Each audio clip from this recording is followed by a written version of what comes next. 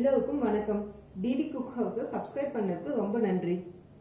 இன்னைக்கு நாம பார்க்க போற டிஷ் கொஞ்சம் வித்தியாசமானது. வாங்க என்ன டிஷ்னு வீடியோக்குள்ள போய் பார்க்கலாம். முள்ளங்கியை வச்சு கட்லெட் எப்படி பண்றதுன்னு பார்க்கலாம். அதுக்கு தேவையான பொருட்கள் முள்ளங்கி 2, உருளைக்கிழங்கு 2, அதை வேக வச்சு எடுத்து வச்சுக்கோங்க. வெங்காயம் 1, இஞ்சி பூண்டு பேஸ்ட் 1 டீஸ்பூன் அளவுக்கு எடுத்துக்கோங்க. மிளகாய்த்தூள், மல்லித்தூள், மஞ்சள் தூள், உப்பு தேவைக்கேற்ப எடுத்துக்கோங்க. கார்ன்ஃப்ளவர் மாவு வந்துட்டு 2 டீஸ்பூன் எடுத்துக்கோங்க. அப்புறமா எண்ணெய் எடுத்துக்கோங்க. முள்ளங்கியில் இருக்கக்கூடிய தோல் எல்லாத்தையும் சீவி நல்லா எடுத்து வச்சுக்கோங்க. அதே மாதிரி உருளைக்கிழங்கு நல்லா வேக வச்சு அதோட தோல் எல்லாத்தையும் நீக்கிட்டு எடுத்து வச்சுக்கோங்க. இப்போ நம்ம முள்ளங்கியை வந்துட்டு நல்லா சீவி வச்சுருக்கோம். அதே மாதிரி உருளைக்கிழங்கையும் நல்லா சீவி வச்சாச்சு. இப்போ முள்ளங்கியில் தண்ணி இருக்குது, அதனால் அந்த தண்ணி எல்லாத்தையும் நம்ம நல்லா பிழிஞ்சிக்கலாம். பிழிஞ்சிட்டு நம்ம அந்த பாத்திரத்தில் போட்டுக்கலாம்.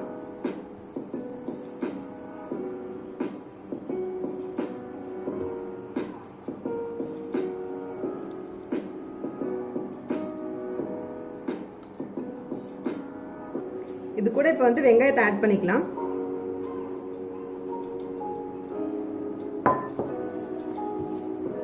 இதை நல்லா கலக்கிடலாம்.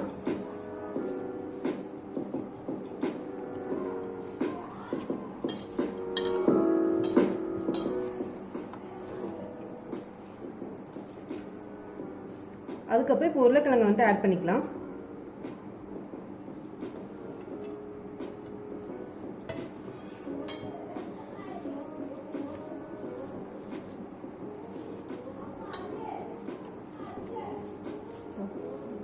முள்ளங்கி, உருளைக்கிழங்கு, அப்புறம் வெங்காயம் இது 3ஐயும் போட்டு நல்லா பிசைஞ்சுக்கோங்க.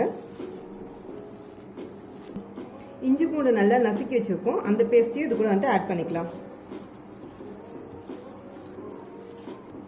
இப்போ இதில் மஞ்சத்தூள் ஹாஃப் டீஸ்பூன் போட்டிருக்கேன்.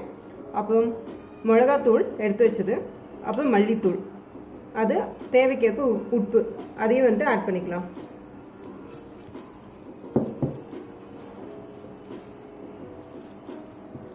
இதில் உப்பு, மஞ்சத்தூள், மிளகாய்த்தூள், மல்லித்தூள் அது 3ஐயும் வந்து நல்லா போட்டு கலக்கி வச்சுருக்கோம்.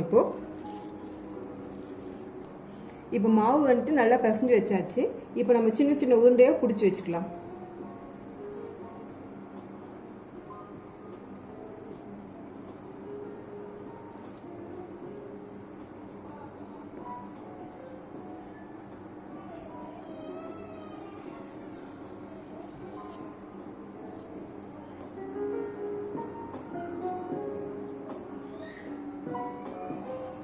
அந்த மாவை ஒரு சின்ன எலுமிச்சைப்பழ சைஸ்க்கு வந்துட்டு உருண்டை பிடிச்சி வச்சுக்கோங்க. இப்போ கார்ன்ஃப்ளவர் மாவை எடுத்து அதில் கொஞ்சம் தண்ணி ஊற்றி கலக்கி வச்சுக்கலாம்.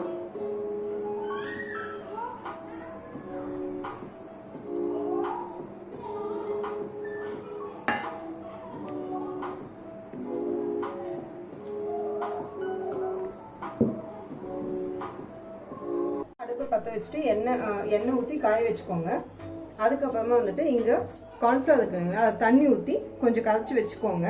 அது எதுக்காகன்னு சொல்லி பார்த்தீங்கன்னா, நம்ம இங்கே பால்ஸ் பிடிச்சி வச்சுருக்கோம், அந்த பால்ஸ் வந்து எடுத்து அந்த கார்ன்ஃப்ளவரில் போட்டு அதுக்கப்புறமா அந்த பிரெட் க்ரம்ஸில் போட்டு நம்ம வந்துட்டு எண்ணெயில் போட்டு கொதிக்க போகிறோம்.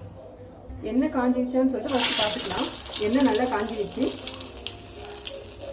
அதனால் நம்ம இங்கே ஊற்றி வச்சுருக்கக்கூடிய பாலை வந்துட்டு லைட்டாக வடை மாதிரி தட்டிக்கோங்க. இப்போ இங்கே நம்ம ஊற்றி வச்சுருக்கிறத இந்த மாதிரி வடை மாதிரி லைட்டாக தட்டிக்கோங்க. அதுக்கப்புறமா அதை வந்துட்டு இந்த கார்ன்ஃப்ளவரில் ஒரு வாட்டி போட்டு எடுத்துக்கோங்க 2 பக்கமும். அதை போட்டு எடுத்ததுக்கு அப்புறமா இதை இங்கே கூட பிரெட் க்ரம்ஸ் இருக்கு இல்லைங்களா, அதில் வந்துட்டு ஃபுல்லாக நல்லா போட்டு பரட்டி எடுத்துக்கோங்க. எல்லா பக்கமும் அது படணும். அந்த அளவுக்கு நல்லா போட்டு எடுத்துக்கோங்க.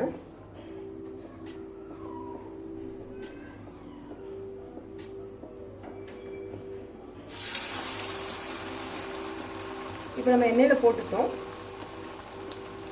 அதே மாதிரி அடுத்ததும் போட்டுக்கலாம்.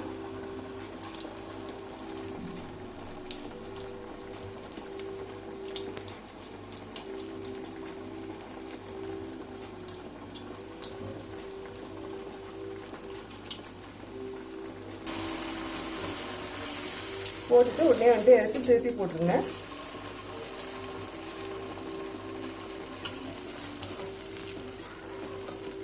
இது சீக்கிரமாகவே வெந்துடும். அதனால் அடிக்கடி வந்துட்டு எடுத்து திருப்பி போட்டுகிட்டே இருங்க.